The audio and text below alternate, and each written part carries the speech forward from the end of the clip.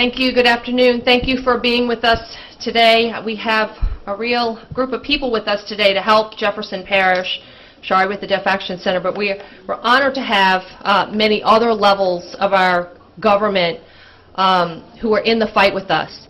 Governor John Bel Edwards, thank you so much for being here. Senator Bill Cassidy, Congressman Steve Scalise, Lieutenant Governor Billy Nungesser, as well as a host of elected and state representatives, and I'm going to say them all, and I hope I don't miss anybody. This list was just put in my hand. So our chairman, Councilman Walker, Councilman Ricky Template, Councilman Edwards, Councilman Bonanno, Councilman Lee, Councilman Van Rankin, and Councilman Impastato. That is your entire governing body in Jefferson Parish, along with many state representatives, Senator Pat Connick, Representative Senator Stephanie Hilferty, Polly Thomas, Representative Joe Marino, Joe Stagney, Kyle Green, Rodney Lyons, Joe Bowie, and John Ilg, as well as Gretna Mayor Belinda Constant and Chief Arthur Lawson. And again, I apologize if I left anybody else. This was just put in my hands. And you are going to be addressed by many speakers today. I just got off of a helicopter ride with Congressman Scalise. I haven't been able to catch my breath from that. We just walked in, but my focus has been on Jefferson Parish since before the storm, and I guess it's my own naivety. We've just been so focused on Jefferson Parish. I feel foolish to say it. I had no idea how devastating this storm was to such an incredible amount of communities. I guess I've been so isolated here in my parish that the destruction at the complete area. We were with Parish President of Archie Chasson. He is driving, on a helicopter.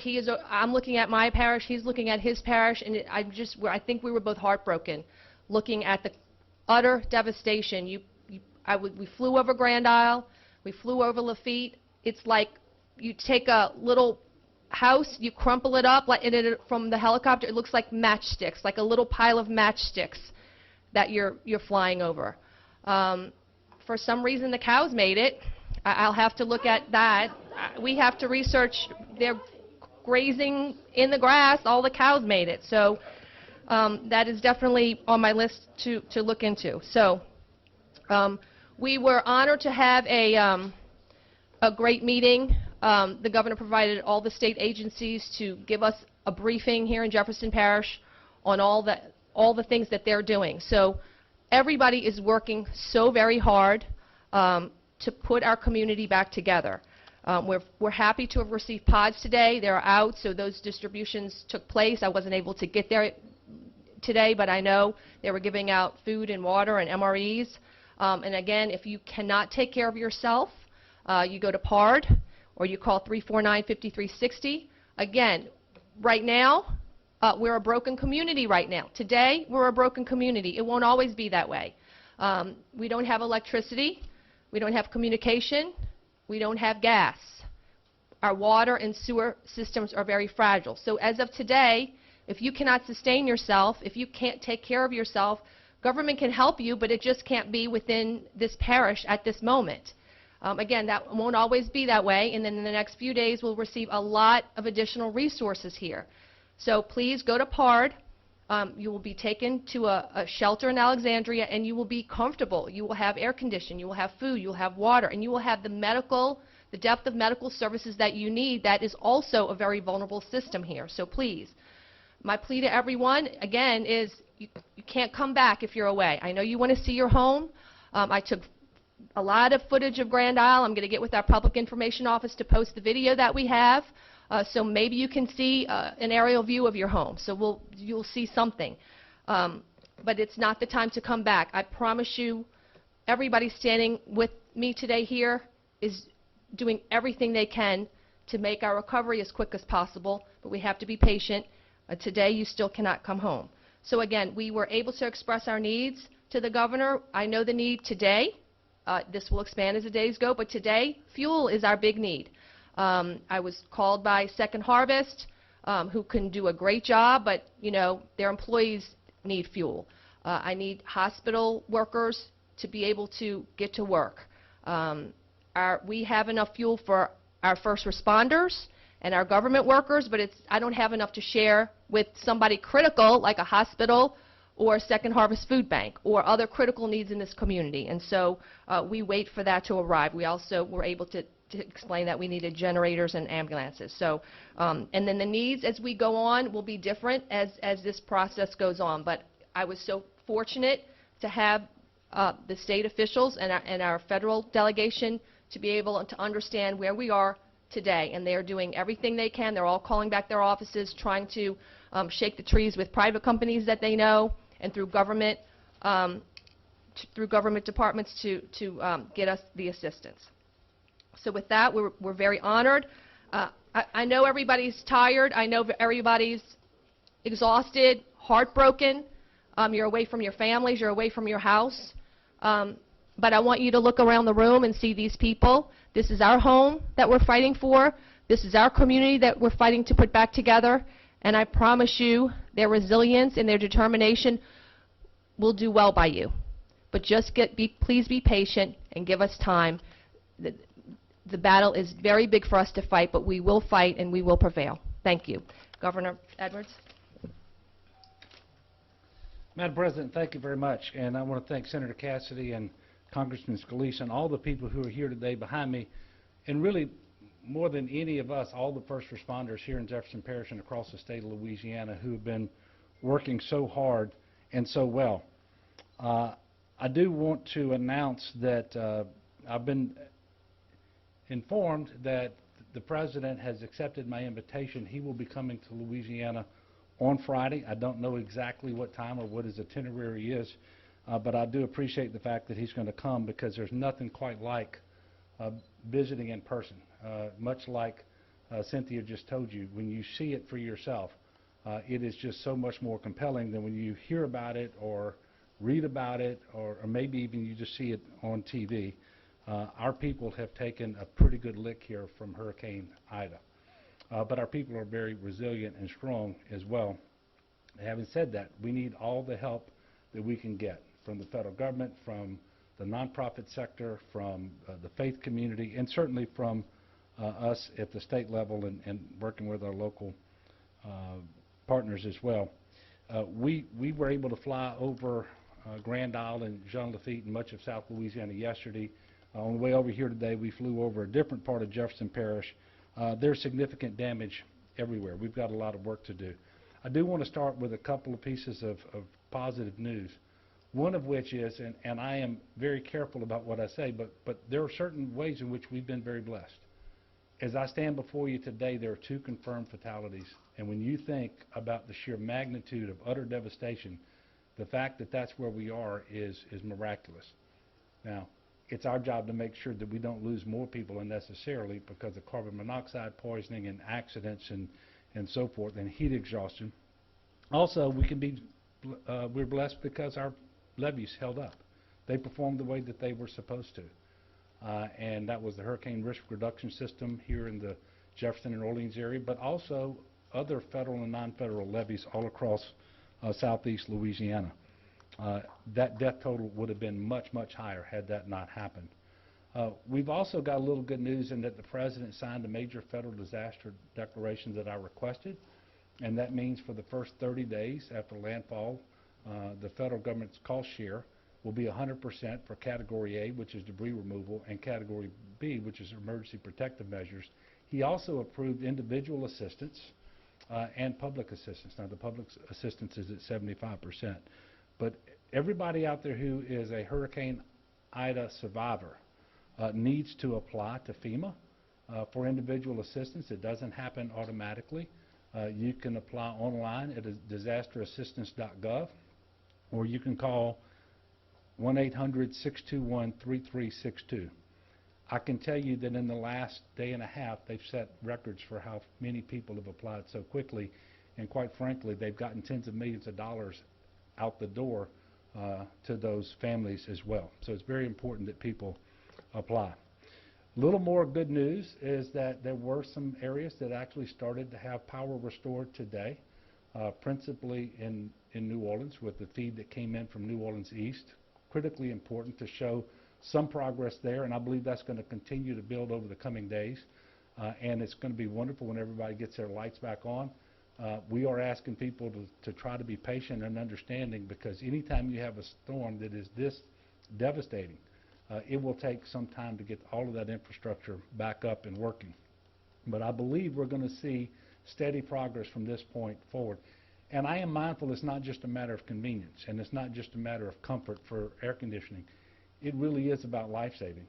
We have dozens and dozens of hospitals and nursing homes and other critical facilities right now operating on generator. It is typically only a matter of time before a generator may fail. So we are trying to get backup generators on site that are properly sized to each of those facilities, with the technicians, with all the fuel, trying to move the water where the water needs to be, because you can't run a hospital and so forth without water. A lot of challenges, but we're starting to see the lights come back on in some places. Today, more than 11,000 homes and businesses were restored. Now, we were over 1 million, so I'm very mindful that it's a start, and only a start. In terms of electrical infrastructure, you know, I think you know that we've got transmission lines and distribution lines and substations, and there is tremendous devastation further south in Terrebonne and Lafourche parishes. The co-op Sleeka, they're going to have to rebuild their system. They're saying in their 83-year history they've never been devastated as they were in this storm. But I can tell you we've got some good news out there too, as I mentioned, with certain hospitals, including in St. Tammany and New Orleans East, being powered back up. I'm going to announce here the Blue Roof program has commenced, and I want to thank the Corps of Engineers. They will oversee that, and they've been tasked by FEMA to run this program. The Operation Blue Roof program is about getting as many houses into livable condition as possible. So if you sustained roof damage, we really want you to take advantage of this program. The eligible parishes are those that we know sustained hurricane force winds.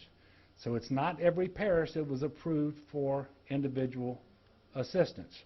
And I'm going to read the parishes out right now, and I'm going to try to go slowly.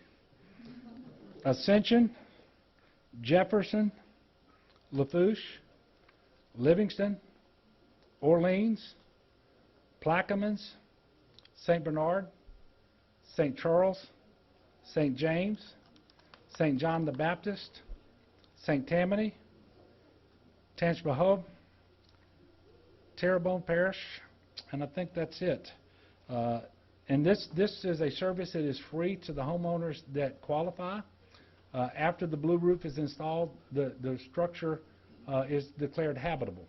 Now what that means is, if your roof is gone but so is the rest of your house, you're not going to qualify, because when they put the roof on, you need to have a habitable house. But if you have any questions about that, you call the number that I'm about to give you. You apply online and someone will come out. Storm debris also has to be removed from the roof as well. Residents can sign up for the program at blueroof.us. blueroof.us, and you're going to have to sign a right of entry form that gives the contractor the authority to come onto your property. You can also sign up by calling toll-free at 888-ROOF-BLUE, and that's ROOFBLU, 1-888-766-3258. So that's how you register for the Blue Roof program. To share with you all a little experience we had with this program last year in southwest Louisiana. After Hurricane Laura, the Corps of Engineers ran this program, put up 13,000 or 14,000 blue roofs. I can tell you that when a few weeks later Delta came in, it was very apparent which homeowners had had their roofs repaired under the Blue Roof program, because those tarps remained in place, and those that had done it themselves. So I'm encouraging homeowners out there to take advantage of this program. We have seen the difference it can make, and we still have a lot of hurricane season left to go. As of this morning, there were 2,591 people being sheltered in 31 shelters across the state. If you are looking for a shelter, if you have any questions, please text LA Shelter to 898-211 or dial 211. There will be some people who are trying to ride it out, and you're going to find that your home is not functioning well. Maybe it was damaged in addition to not having electricity or water, and at some point you may need a shelter. Please, if you need a shelter, call, and we will make sure that we have a place for you.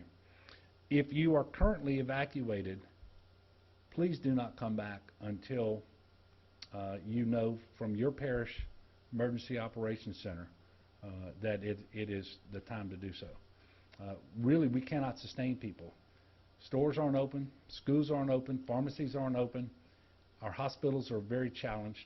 You don't have electricity, you don't have water. So if you come back, you know, a lot of bad things can happen.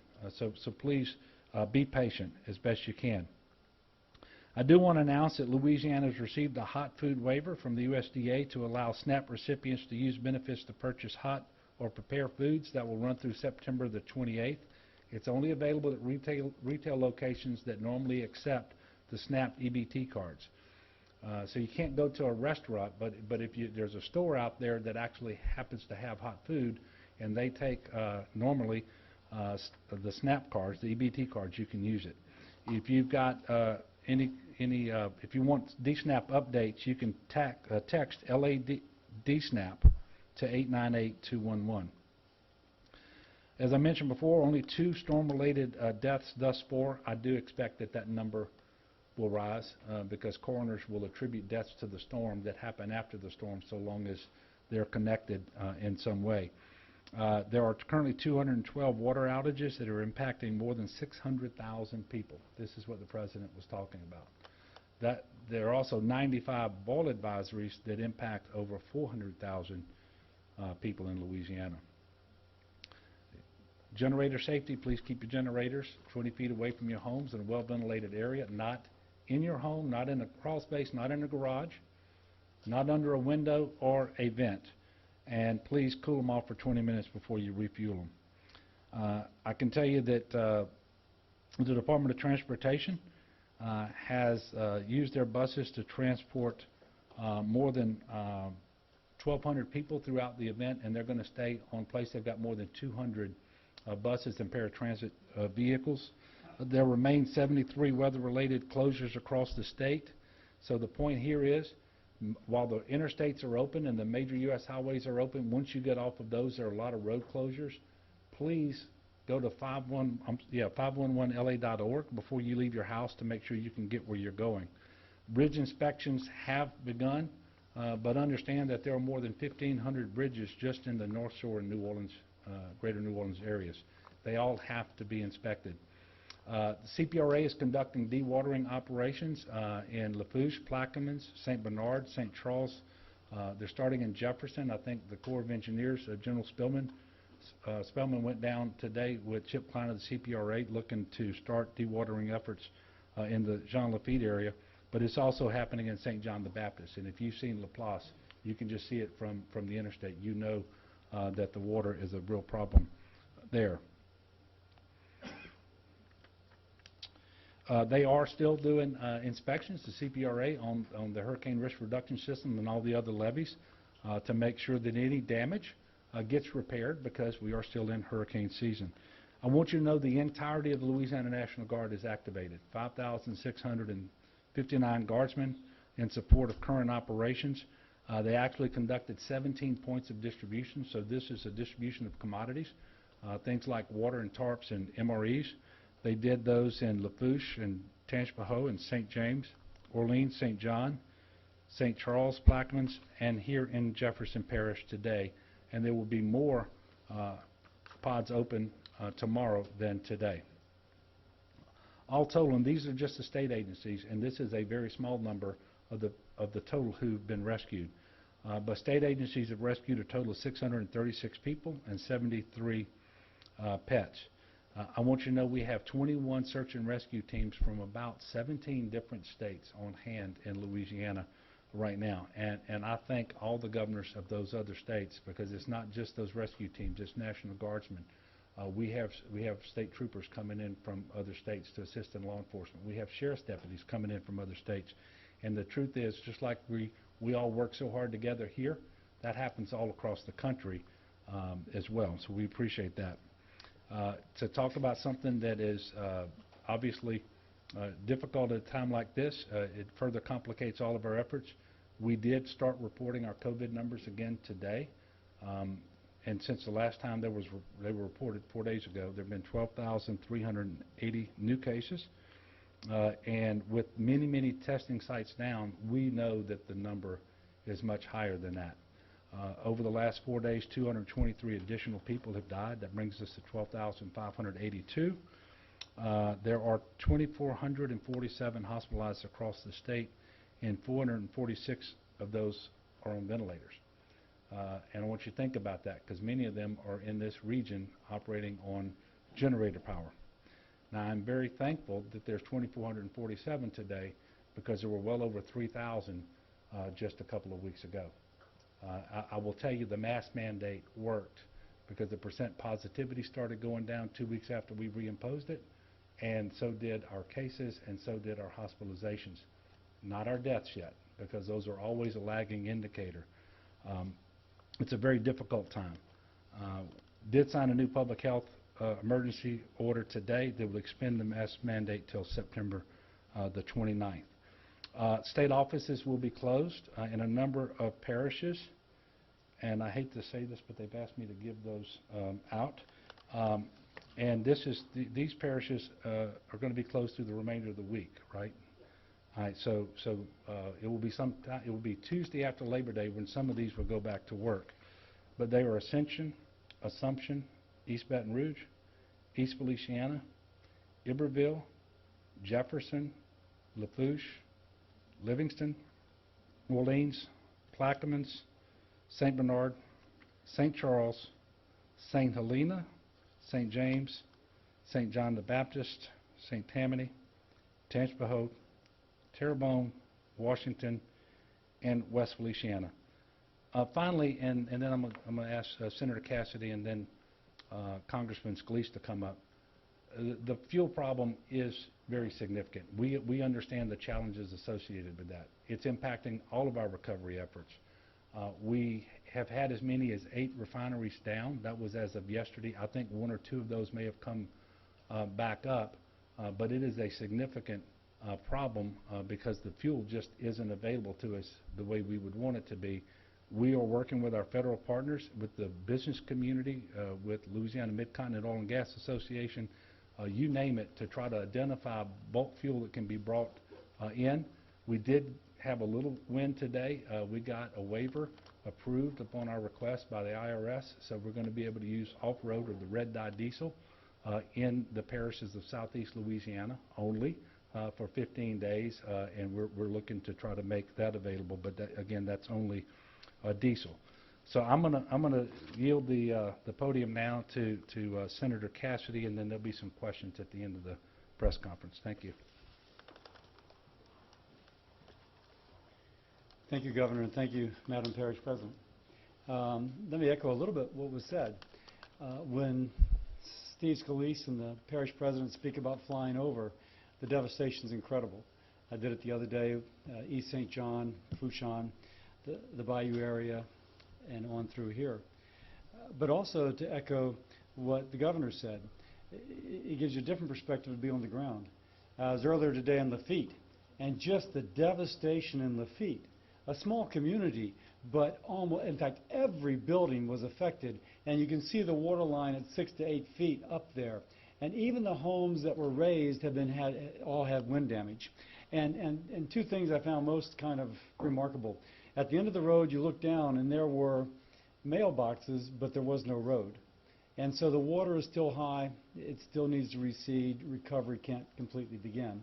And secondly, there was a above-the-ground cemetery on the Gulf side of the road, but one of the huge caskets, I'm told, weighs 1,200 pounds, had floated to the north side.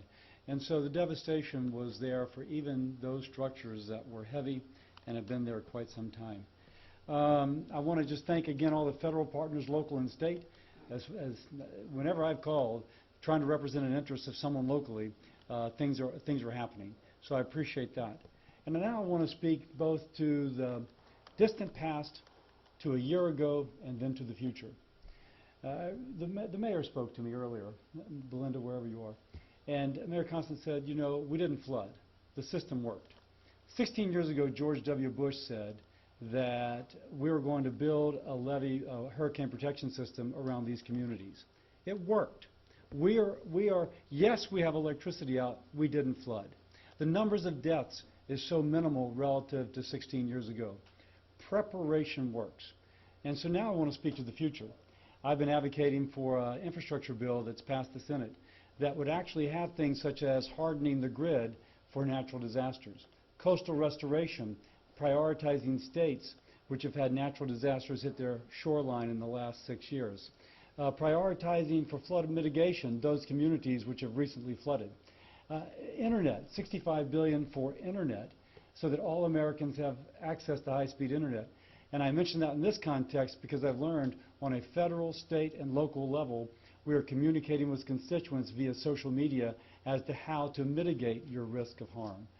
Congressman Scalise had a good comment, if I can steal your thunder, Steve.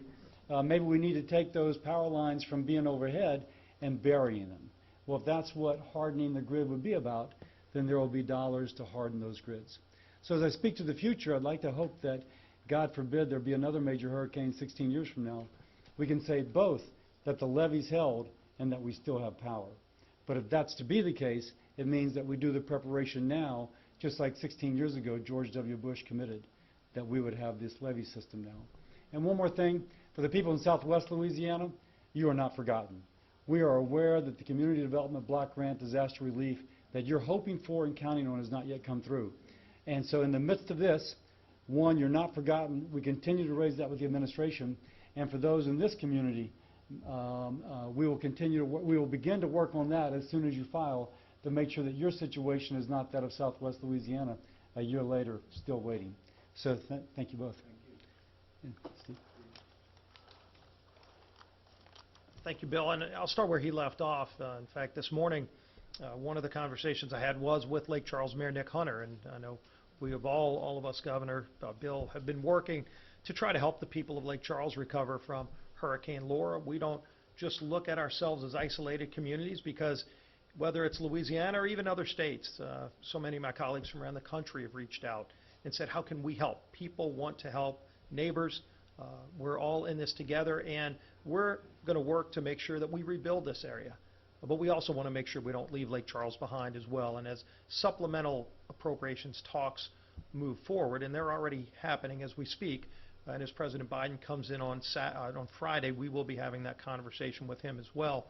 But we also want to make sure that the Lake Charles community is not left behind that either. But now if we talk about the assessment here, and as Parish President Shang mentioned, this morning I wanted to go out to see some of the most hard-hit areas. And so we went out, we got with Parish President Archie Chasson in Lafourche Parish, as well as Cynthia Shang. We looked over some of the really hard-hit areas. Obviously, Port Fourchon is where Ida struck ground. And when you look at some of the reports, I wouldn't be surprised if they go back and reassess this and upgrade it to a Category 5 storm, because when you look at some of the damage, they recorded in parts of Port Fourchon winds in excess of 180 miles an hour.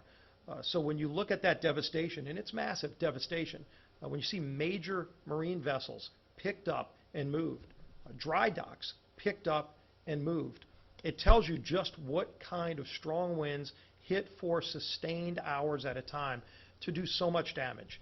We saw the destruction that was done to those communities in Grand Isle and Port Fourchon, and we wrote up the whole route that Ida took, and you can see the devastation all around. So we know this is going to be a process to get back on track, to rebuild stronger. But as we rebuild stronger, we really need to rethink how we rebuild. And this is something we did after Hurricane Katrina. There were a lot of debates about levees. We saw the flaws of the old levee boards. We had big battles in Baton Rouge and overcame those and finally reorganized our levee boards to put professionals in charge. And when we rebuilt those levees, Governor, we saw much stronger levees, as the governor alluded to, that held. All of those levees, even the levees in Terrebonne and Lafourche, that they built on their own. They're not yet Corps certified. We're trying to get Morganza to the Gulf. But they built their own levees, and those levees held even in these highly destructive winds of Hurricane Ida. And so because we rethought how to do it better, not just rebuilding what we had, not rebuilding what broke, but rebuilding better so it doesn't break again, and those levees didn't break.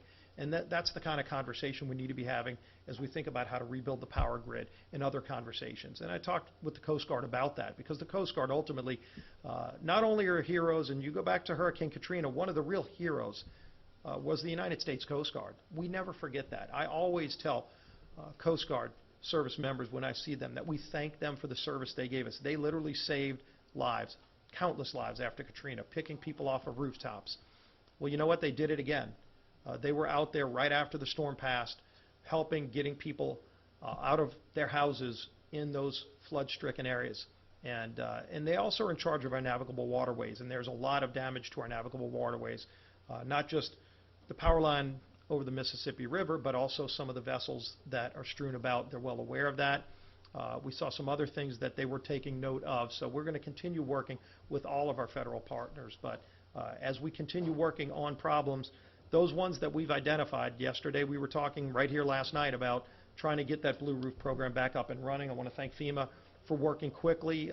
Fastest time in the history of FEMA, the Blue Roof program has existed, that fastest time that they've gotten that program up and running, and it's available right now for anybody who had roof damage. As the governor said, the house has to be habitable. You got to be able to get back in it.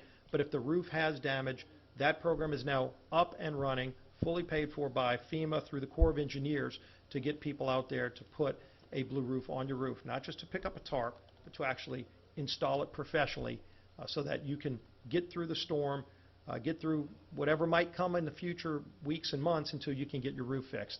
I know we have that on our website too. You can go to scalise.house.gov. You can sign up for the Blue Roof program. You can also sign up for the individual assistance program and the other things that FEMA has in place already. And as new things come, we'll continue to work on that. But we're all going to pull together all the way through this. We need to get the power back up. We need to get fuel. I'll be on a call tonight with all the major refineries across the country as we're trying to get more fuel into our region.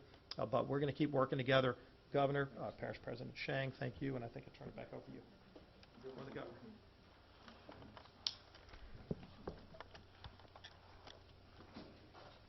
I knew you'd be first.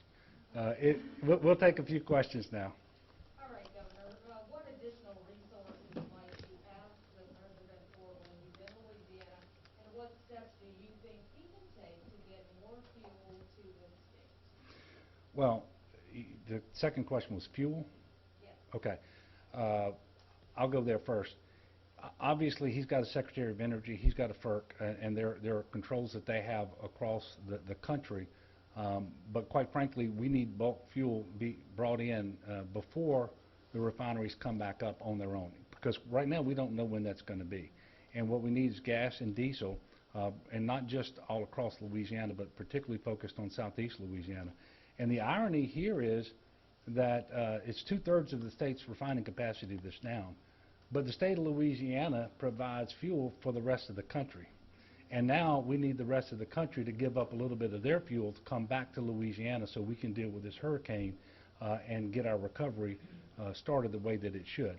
And he certainly has the ability, not only through the Department of Energy and the federal agencies, but he too, much like Congressman Scalise was mentioning, he can pick up the phone and he can call and make sure that the private sector companies that can help as well. And the first question is, what will we be asking the President for? Well, there'll be a long list, but chief among them will be making sure that we have a permanent housing program that we can start as soon as possible for southeast Louisiana. And obviously we want to start one for southwest Louisiana. We don't have that appropriation either. Now, there is an instrument, and I don't want to get into the business of how things happen in Washington, but there's a continuing resolution that could potentially contain an appropriation for these housing programs, so we're going to be talking to him about that as well. But quite frankly, the list is going to be very, very long. And we will be developing that list. We already got a number of things on it between now and when that visit actually does take place this Friday. But making a request is important. But making a request at the same time he sees the utter devastation that has happened here, I think it would be better received. And so the timing is important as well. Just as a follow-up, will you ask him to pick up the phone and make that happen?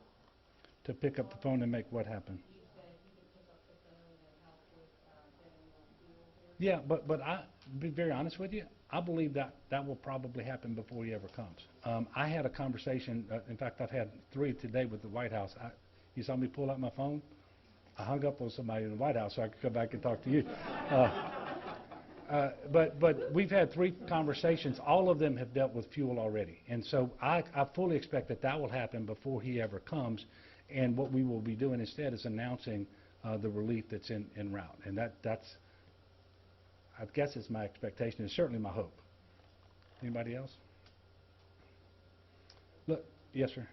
Governor, for you personally, I mean, I know you've seen so much devastation during your time as governor, but throughout the recovery of this storm, for you personally, what was the hardest thing for you to see? Well, look, me and my family, we're extraordinarily blessed, and we're all well. But to see so many of our fellow Louisianans who are not today, and whether they're at home trying to clean up, and they're not just hot. They don't have water. They don't have electricity. They're miserable. Some people not able to stay in their homes at all because they've been so damaged, and they're trying to find a friend or a relative, or they're at one of our shelters, knowing that this is all happening. Again in Louisiana, we had 4 hurricanes that struck Louisiana last year, and this one is just horrendous.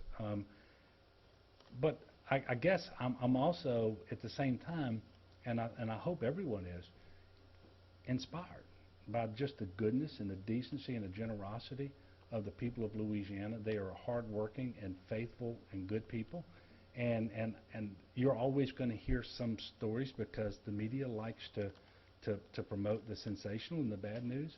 There are so many good news stories happening across our state today right now with people being good neighbors to one another, and the assistance that is actually being brought to bear, whether it's local or state or federal or a partnership of all of those.